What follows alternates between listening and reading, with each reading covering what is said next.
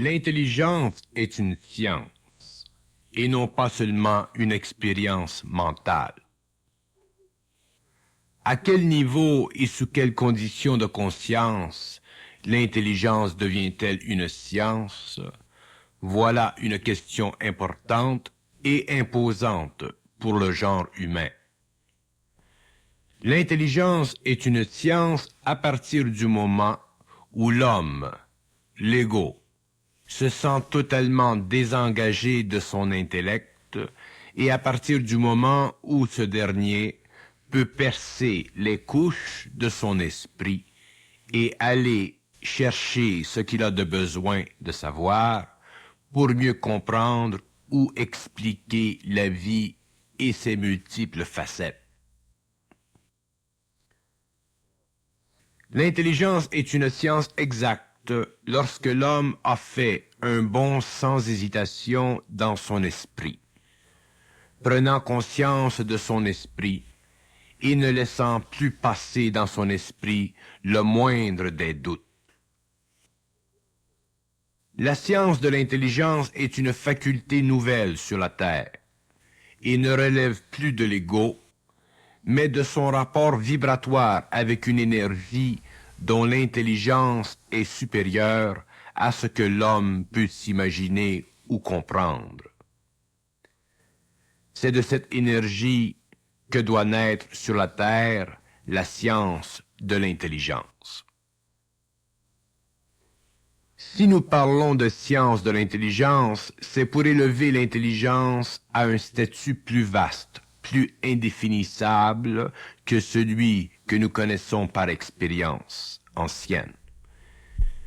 C'est pour établir que l'ordre des choses dans l'univers ne peut être compris, saisi, tant que l'homme n'a pas franchi ce cap, où l'intelligence n'est plus simplement la réflexion d'une forme inférieure dans le mental humain, mais une mutation de ce mental permettant à l'homme de communiquer avec des êtres supérieurs. Si la science de l'intelligence représente la première des forces créatives sur le plan mental supérieur de l'homme, elle est aussi la première des forces qui fera éclater le savoir humain afin qu'une mutation se crée dans le mental inférieur. Le mental est une dimension spatiale de l'esprit. Et cette dimension possède un point d'attache, et ce point d'attache, c'est le mental cosmique de l'humanité. Mais l'humanité est encore loin de l'expérience du mental cosmique, car l'homme n'est pas encore libéré du mental planétaire, c'est-à-dire de ses pensées subjectives qui planent dans son esprit à cause de sa relation émotive avec l'intellect. Si l'homme n'avait pas de relation émotive vis-à-vis son intellect, il vivrait dans le mental cosmique universel, c'est-à-dire dans ce mental qui n'est pas humain en soi, mais supra-humain, c'est-à-dire non soutenu par la dualité du vrai ou du faux. Le vrai et le faux créent dans le mental de l'homme une zone à l'intérieur de laquelle il doit opérer mentalement et émotivement. En dehors de cette zone, son esprit tremble et il croit devenir fou, car l'énergie en dehors de cette zone n'est plus sous le contrôle de l'ego, mais sous le contrôle de l'intelligence pure du rayon. La science de l'intelligence est une nouvelle étape dans l'évolution de l'action et de la parole humaine. Et cette science marquera la différence entre l'intelligence réelle et l'ignorance. L'homme a été créé pour que se crée sur le plan matériel un double de l'esprit, c'est-à-dire une contrepartie parfaite de l'esprit, organisé matériellement. Et cette contrepartie parfaite de l'esprit représente en réalité objective une image tridimensionnelle ou volumétrique de l'espace atomique dont est construit l'esprit. L'esprit est un espace atomique, c'est-à-dire une dimension de l'atome régie par les lois de l'intelligence.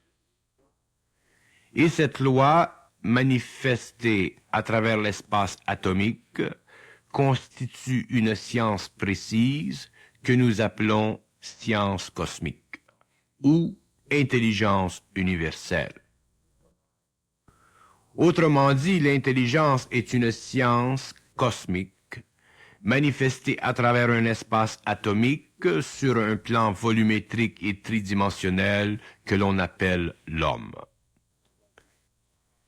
Si l'homme n'existait pas, le plan tridimensionnel dont a besoin l'esprit devrait exister dans une autre dimension, et cette autre dimension, c'est celle du rêve ou du plan astral. S'il en était ainsi, l'homme non réalisé dans la matière serait une image nécessaire pour que l'énergie de l'intelligence puisse se manifester à travers cet espace atomique dont l'esprit serait astral. Alors pourquoi l'homme existe-t-il? Il existe afin que l'image astrale soit réalisée, c'est-à-dire incarnée, c'est-à-dire rendue matérielle. Pourquoi? Parce que le tridimensionnalisme matériel de cette image, l'homme, est le résultat parfait de la condensation de la forme sur un plan qui ne peut être imaginaire, c'est-à-dire en fonction de l'astral, mais matériel, c'est-à-dire en fonction de l'intelligence. Autrement dit, si l'homme existe sur le plan matériel, c'est à cause de la science de l'intelligence et non à cause de l'esprit de l'homme. Autrement dit, le phénomène d'incarnation, de descente dans la matière, est le produit de la science cosmique et non le produit du désir de l'esprit de la pénétrer.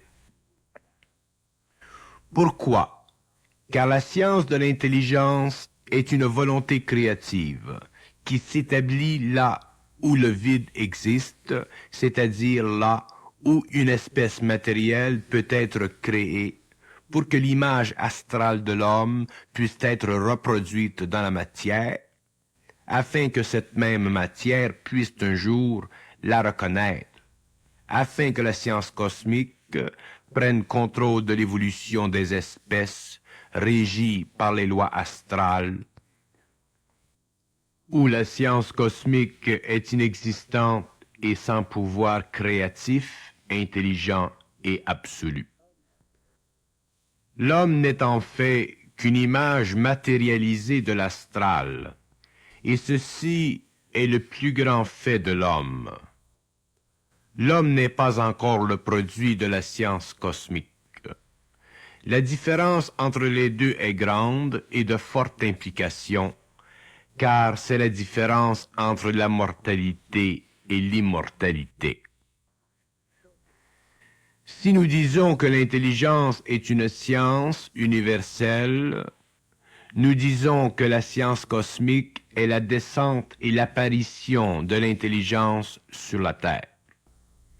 Et cette descente coïncide avec l'évolution, avec l'élévation vibratoire de la conscience humaine ou de l'intelligence de l'homme. Donc, la science cosmique n'est pas une étude philosophique, elle est le produit de la descente sur la Terre de l'intelligence dans l'homme. La science de l'intelligence veut dire que l'homme développera le pouvoir de science, le pouvoir d'intelligence, le pouvoir d'esprit sur son image astrale, et ceci créera une unité entre l'intelligence cosmique, la science cosmique et l'homme. La science de l'intelligence est responsable des pensées que l'homme connaît dans son expérience, mais n'est pas responsable de la valeur de ces pensées, car la valeur d'une pensée est toujours astrale et fait toujours partie de l'image de l'homme dans l'astral. Autrement dit, il n'y a pas de science de l'intelligence dans l'homme, car les valeurs de toute pensée humaine, proprement dite, proviennent de l'astral. Si les valeurs, quelles qu'elles soient, des pensées humaines viennent de l'astral, et que la pensée elle-même vient de l'intelligence, l'homme est le point de rencontre où la division doit être faite, où le filtrage doit être établi. C'est ce que nous appelons l'être supramental, l'être humain complet.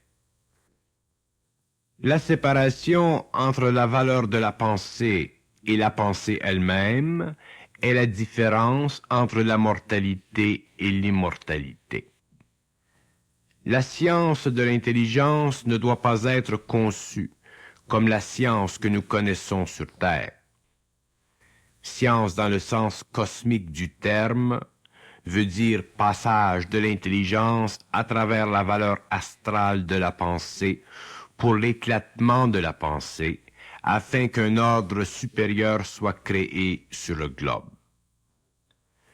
La science de l'intelligence est une vibration canalisée à travers la valeur astrale de la pensée humaine pour forcer la nature humaine à ne plus s'interroger valoriellement sur son intelligence ou l'intelligence active à travers l'homme. La valeur de la pensée humaine n'est jamais et ne peut être intelligente scientifiquement, car elle est prédéterminée et toute science intelligente ou toute intelligence scientifique et cosmique interdit la prédétermination, car la prédétermination engendre sur le plan matériel ou le plan tridimensionnel de l'homme de l'émotion négative, et cette émotion négative tue la science de l'intelligence dans l'homme et force l'homme à demeurer prisonnier de l'astral et à mourir comme les animaux. Donc, sans avoir libéré son esprit. La science de l'intelligence est proprement dite la volonté absolue et cosmique de l'énergie créative dans l'univers. Elle ne peut être prédéterminée, car elle crée sa propre harmonie au fur et à mesure qu'elle se manifeste. Et tout ce qui existe dans l'astral est prédestiné, autrement dit déjà vécu sur le plan imaginaire, et ce plan n'est pas créatif, mais actif. La science de l'intelligence étant créative, l'actif vient après elle, et s'il est prédestiné sur le plan de l'homme, c'est que l'homme n'est pas encore dans l'intelligence cosmique, et automatiquement, il est soumis au temps. L'homme connaîtra la science de l'intelligence au XXIe siècle, lorsque le contact sera établi entre le terrestre et certaines intelligences qui sont libres des plans imaginaires de l'astral. Le contact entre l'homme et ses êtres apportera sur la Terre la science de l'intelligence, c'est-à-dire le pouvoir vibratoire de l'intelligence. Ce pouvoir dirigera l'évolution de l'humanité future jusqu'à ce que l'homme ait atteint son droit d'aîné, c'est-à-dire lorsqu'il aura le pouvoir de projeter sa pensée dans la matière.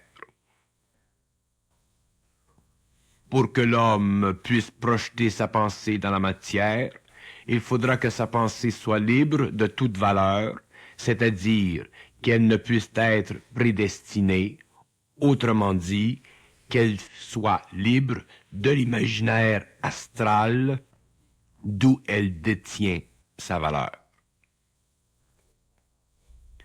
La pensée sera un champ de force plutôt qu'une forme. Le problème avec toute forme de pensée, quelle qu'elle soit, quel que soit son niveau vibratoire, provient du fait qu'elle possède une valeur. Et la valeur de toute pensée est réfléchie par l'astral de l'homme. L'imaginaire ou l'astral n'a jamais été dans l'intelligence, car l'intelligence est mentale. Alors toute intelligence astrale n'est que le mouvement dans l'homme d'une valeur prédestinée et émanant de ce plan. La prédestination d'une valeur fait partie du mensonge et de la vérité. Tout mensonge est prédestiné à celui qui peut le recevoir, et la même situation existe pour la vérité, selon les degrés d'évolution spirituelle. L'intelligence est cosmique, donc occulte dans ses mécanismes de fond. Ce que l'homme inconscient connaît de l'intelligence n'est que sa dimension inférieure, sa dimension psychologique, qui donne à l'homme la conscience qu'il a aujourd'hui et qui s'est graduellement développée depuis des millénaires selon l'évolution de ses corps subtils. Mais l'intelligence que l'homme connaît aujourd'hui, à la fin du XXe siècle, est le début de l'intelligence supramentale de l'humanité.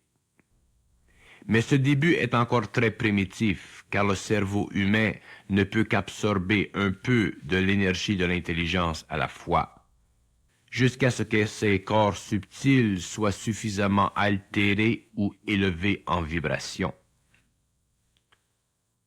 L'intelligence réelle de l'homme doit se manifester sur le globe à un tel point que l'homme n'ait plus l'impression d'être égoïquement intelligent. À ce stage d'évolution, l'homme commencera à comprendre, à réaliser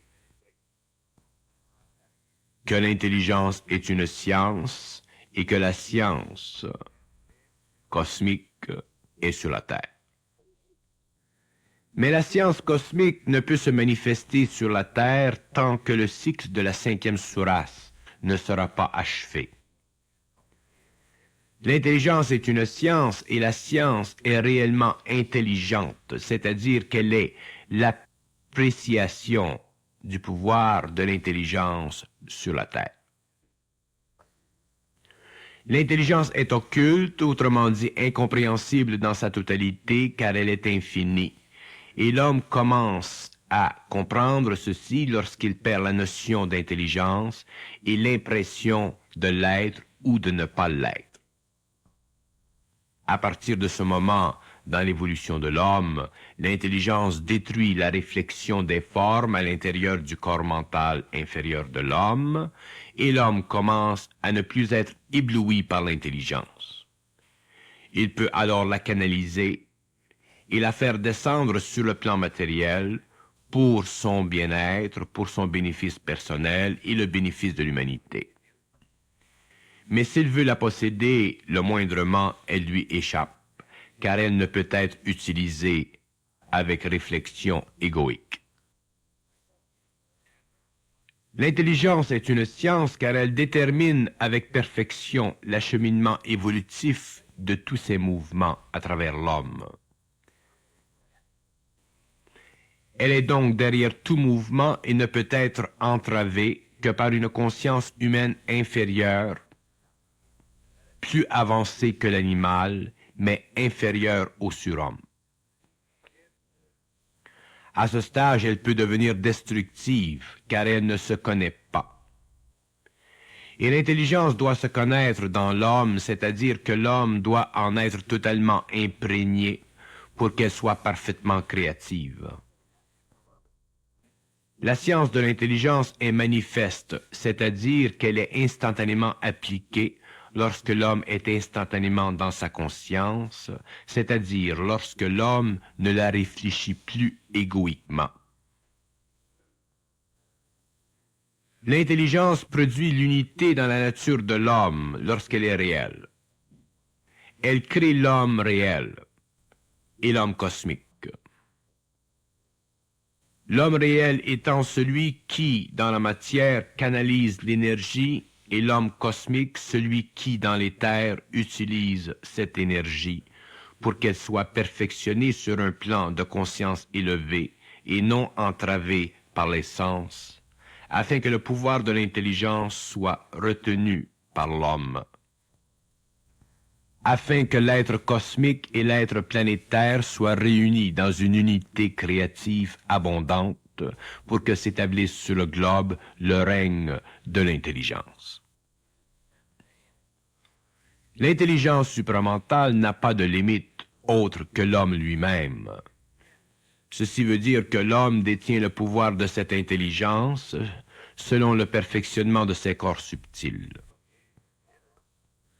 Les corps subtils de l'homme, surtout le mental et l'émotif, sont la mesure même de la descente de cette énergie sur la Terre. L'intelligence en tant que science comporte à la fois des dangers et à la fois des bénéfices pour l'humanité. Si l'énergie est utilisée de façon à ce que l'homme en soit parfaitement conscient, elle le sert.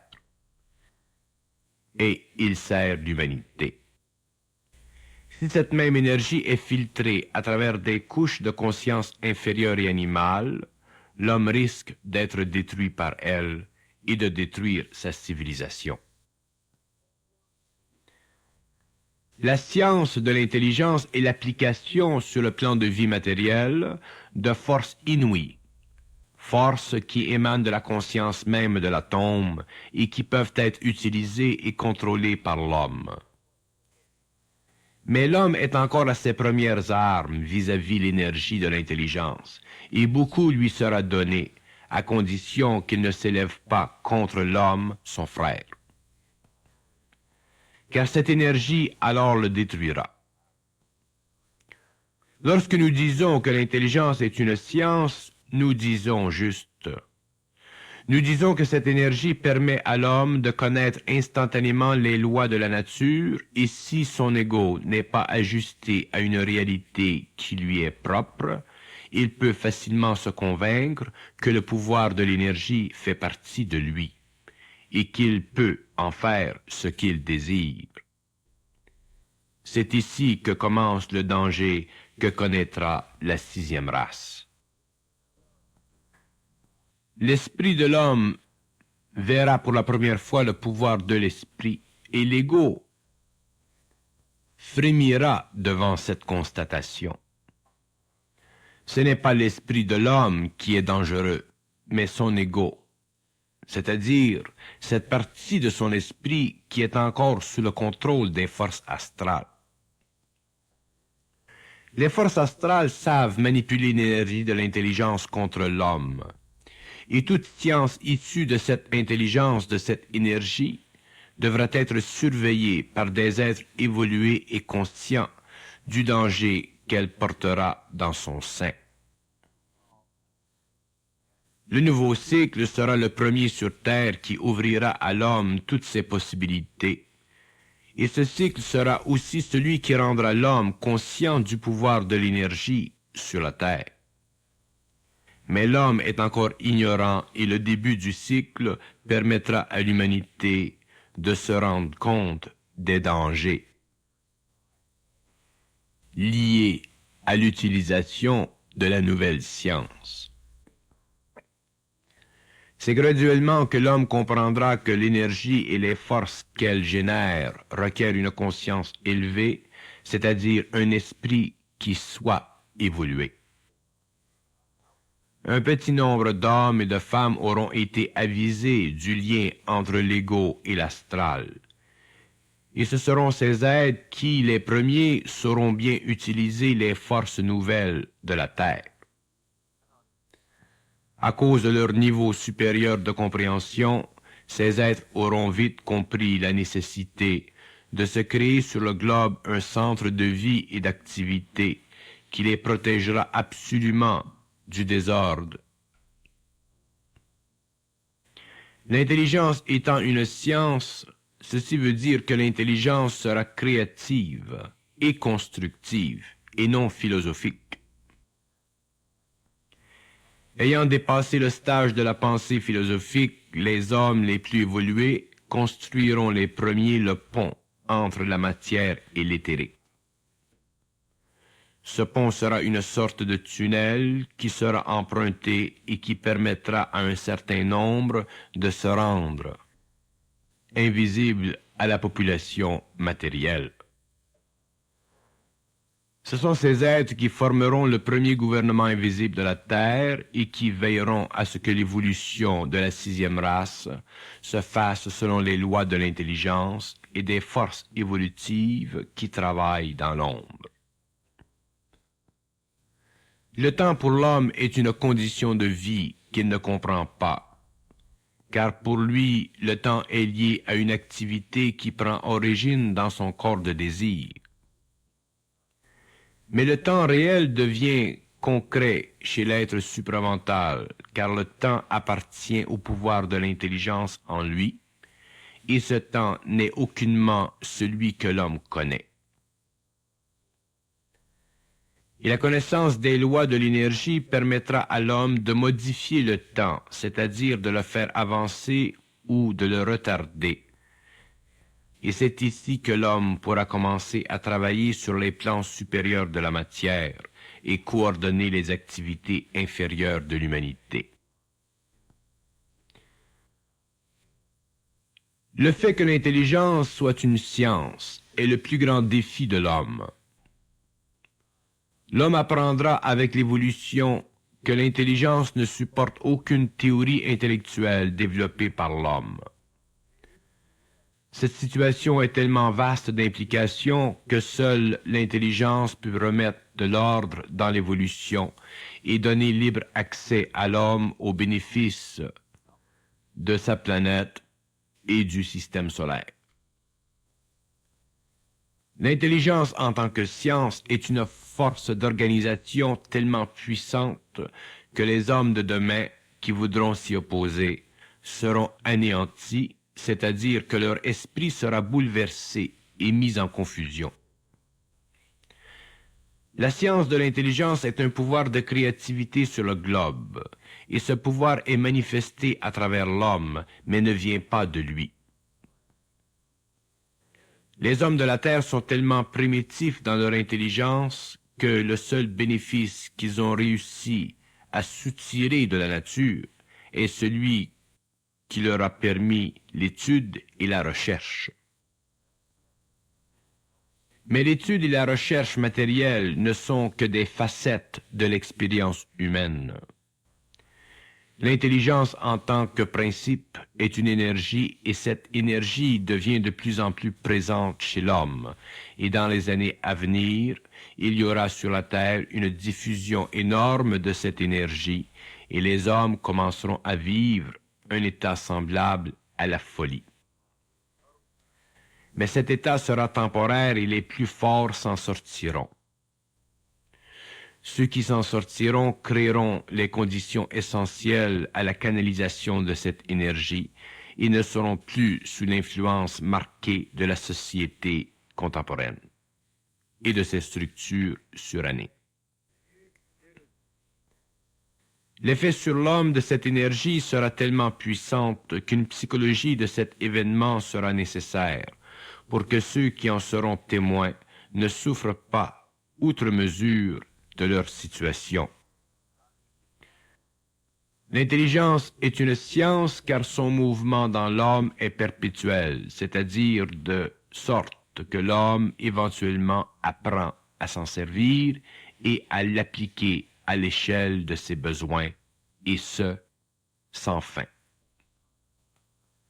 L'intelligence en tant que science ne peut se manifester sans que l'ego ne soit préparé à la recevoir, à la manipuler. C'est pourquoi il est encore difficile pour les hommes aujourd'hui de la voir, de la réaliser en tant que science. Mais le temps n'est pas loin où cette réalisation sera marquée par des inventions dont les inventeurs n'auront aucune compréhension technique autre que ce qui leur sera indiqué. L'homme a toujours voulu posséder la science, et c'est la science cosmique, l'intelligence, qui le possédera. Lui ne fera que la canaliser. Cette situation sera nouvelle pour l'homme de la Terre, car il s'apercevra que le rythme de croissance de la science et des inventions humaines ne sera plus géré par les monopoles industriels, mais que tout à coup, quelque part dans le monde, il sera annoncé que telle machine est mise à la disposition de l'humanité. Et les hommes en général, c'est-à-dire les hommes qui ne seront pas dans l'intelligence universelle, ne comprendront pas l'origine de ces merveilles de la science nouvelle. Elles apparaîtront dans le monde à l'insu du monde, et l'humanité sera enrichie d'une science qui n'est pas de l'homme, mais de l'intelligence réelle dans l'homme. Voilà pourquoi aujourd'hui beaucoup d'hommes ne comprennent pas ce qui se passe dans les profondeurs du psychisme humain et s'inquiètent. Mais leur inquiétude sera de courte durée, car l'intelligence ne détruit pas l'homme, bien qu'elle puisse épuiser ses ressources psychologiques au point où il se demande s'il n'est pas sur le point de perdre son esprit. Voilà pourquoi l'homme doit savoir et comprendre ce qui se passe sur le globe. L'intelligence est science si abondante que dès sa manifestation matérielle, technique, les problèmes de l'humanité commenceront à s'estomper, car sa promulgation dans le monde sera accompagnée de la présence sur Terre d'un homme dont les qualités d'intelligence et de science bouleverseront les nations. Ce sera la fin de la 5e Suras, de la science matérielle, et le début de l'âge nouveau. Ce sera l'époque rêvée depuis des siècles, et cette époque est près de l'homme. Mais l'humanité sera troublée avant son apparition, car le vieux, le ranci, doit être éliminé. Les formes anciennes doivent être détruites avant que l'homme ne puisse connaître les secrets de la matière et le pouvoir de l'énergie. L'homme doit apprendre graduellement à se dissocier de la notion de son intelligence, afin de pouvoir s'ouvrir à une énergie dont le pouvoir et la qualité est intelligence. Cette nouvelle condition de l'homme révolutionnera la civilisation et produira sur le globe une puissance d'invention que l'être humain n'a jamais connue. L'intelligence dans sa réalité est un rayon qui se fixe au cerveau de l'homme et augmente le champ d'énergie dégagé par ce cerveau. Le cerveau humain est une charge électrique qui peut être altérée au contact de ce rayon. Et dès que ce contact est établi, l'être humain devient mutant, c'est-à-dire qu'il n'appartient plus à l'échelle évolutionnaire primitive de sa planète, mais la dépasse et éventuellement en domine l'évolution plus lente. Un certain nombre d'êtres humains sur le globe seront touchés par ce rayon. Chacun est déjà préordonné et chacun sera graduellement conscientisé dans cette intelligence. La Terre ne sera plus une planète expérimentale pour ces hommes, elle deviendra un Dieu où leur intelligence nouvelle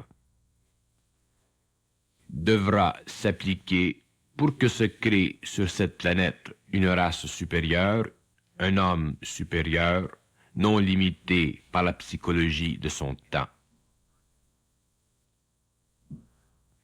L'homme découvrira le pouvoir de l'intelligence au fur et à mesure que la Terre et ses populations entreront en conflit inévitable.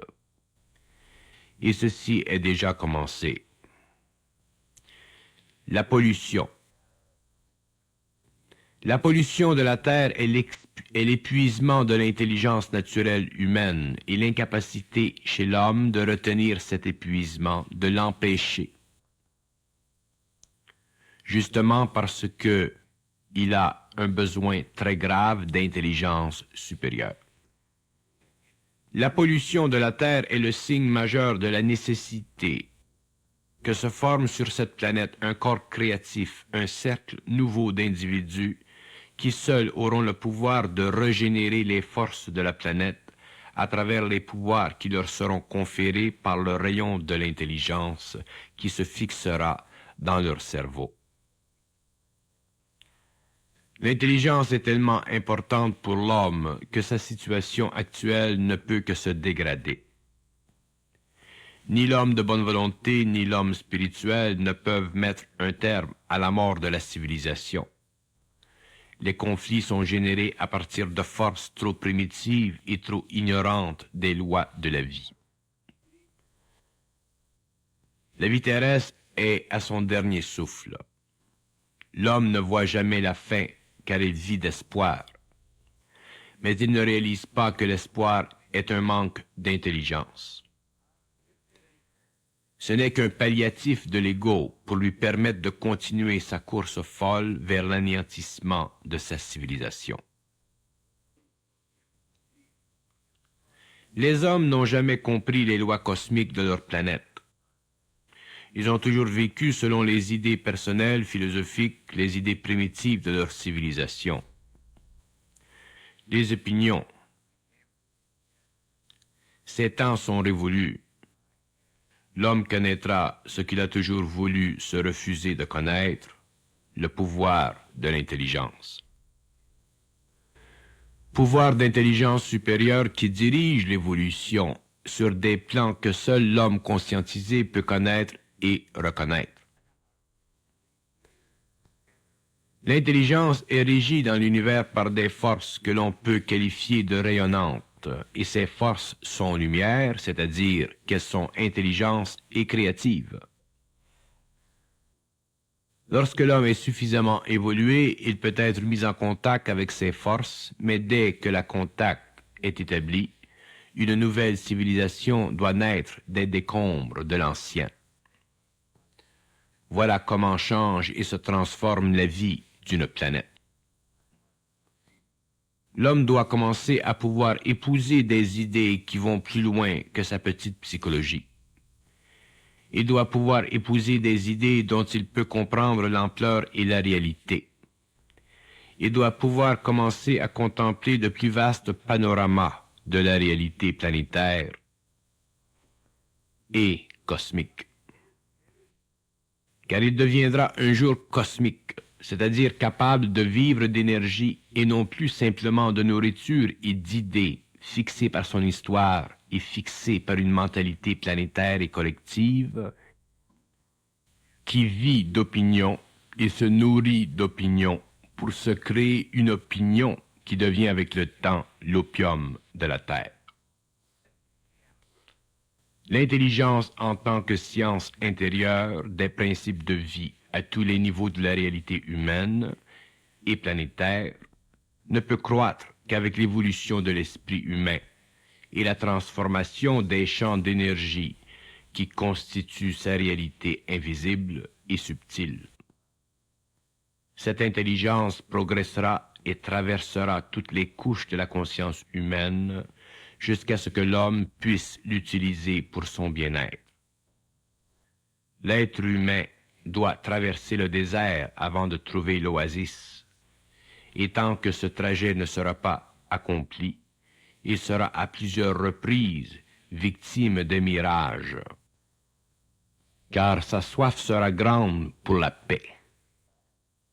Mais cette paix profonde ne viendra qu'avec le développement de plus en plus concret de la nature humaine, c'est-à-dire de la personne humaine, jusqu'à ce que cette dernière soit un agent libre et créatif, non retenu par une psychologie qui n'est pas issue de l'universel dans l'homme, mais de l'historique et du planétaire, conditionné par l'histoire, le passé, la mémoire.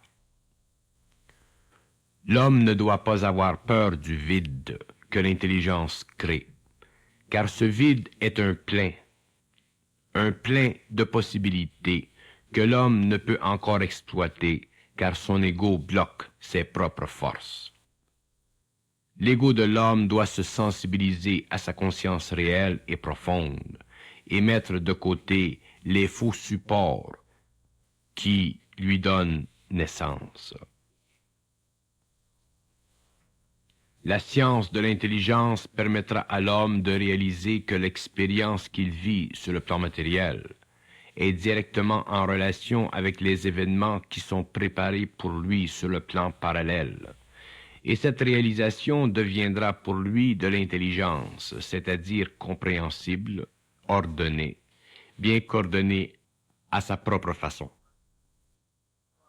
L'ego a tellement été habitué à interpréter la vie selon ses propres modes qu'il est normal que l'intelligence, une fois sa descente commencée, lui fasse réaliser que les événements ont toujours représenté une influence intelligente et que cette intelligence a toujours œuvré derrière le voile. Ajusté à cette intelligence, à cette énergie, l'ego commence alors à devenir plus intelligent et avec le temps commence à l'utiliser sur le plan matériel selon le pouvoir de cette dernière. C'est la science de l'intelligence qui doit dicter à l'homme comment agir, comment construire, car c'est cette science qui est cosmique, universelle et lie ensemble les hommes.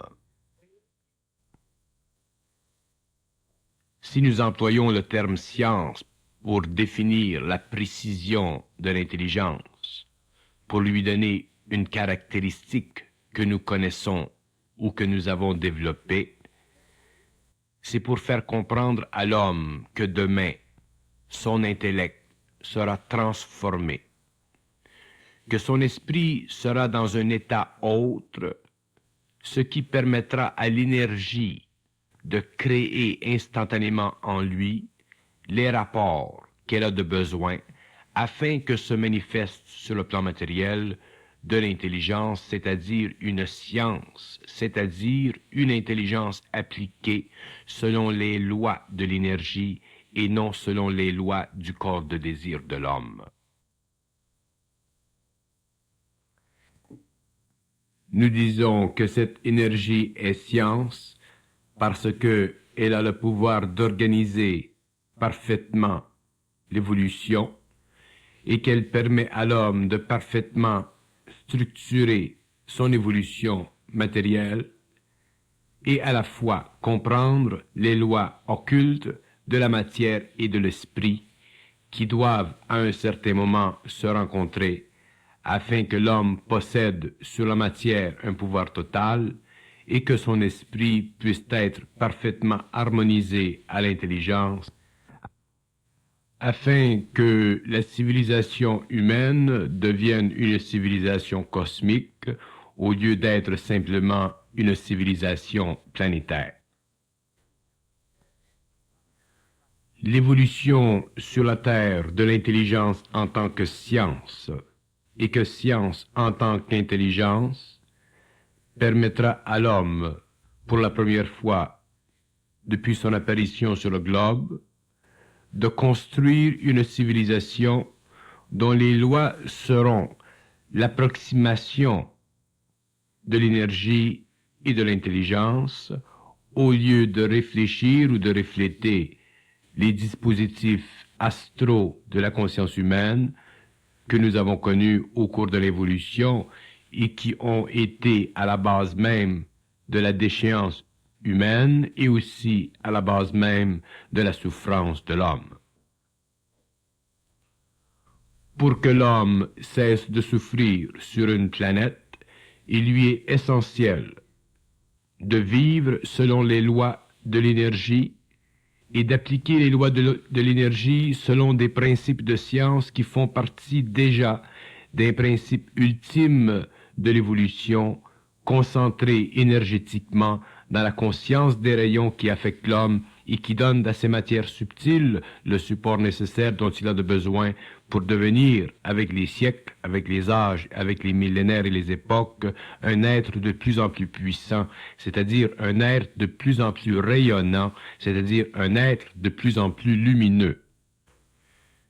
La luminosité de l'homme au cours des âges sera proportionnelle à sa capacité en tant qu'être planétaire de subir, de supporter le choc vibratoire de l'énergie de l'intelligence, de pouvoir vivre selon les lois de cette énergie, afin que la manifestation de cette énergie à travers son cerveau devienne pour lui une science exacte, une science cosmique universelle qui ne peut être diminuée dans son pouvoir, mais qui peut, selon les lois de l'homme et les lois de la galaxie, affecter, s'il y a trouble, s'il y a confusion, la destinée de l'homme et la destinée de sa planète.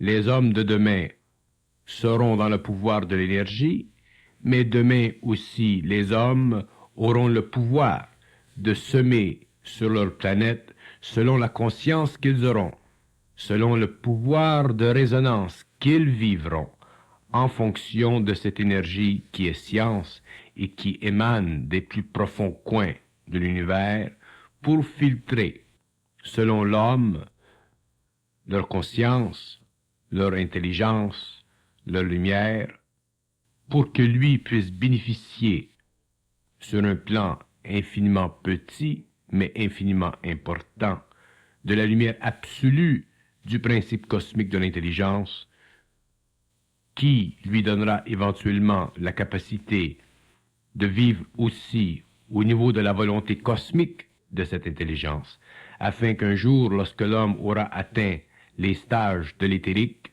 où il pourra vivre de son double, que cet homme puisse connaître les lois de l'amour et se servir de cette énergie cosmique, encore une fois, et travailler à l'évolution pour le bénéfice de l'humanité, pour le bénéfice de l'intelligence, de l'amour et de la volonté, afin que, sur le plan matériel, il existe un équilibre total entre les forces qui composent l'homme et les forces qui peuvent le décomposer s'il n'est pas suffisamment attentif à sa conscience parfaite.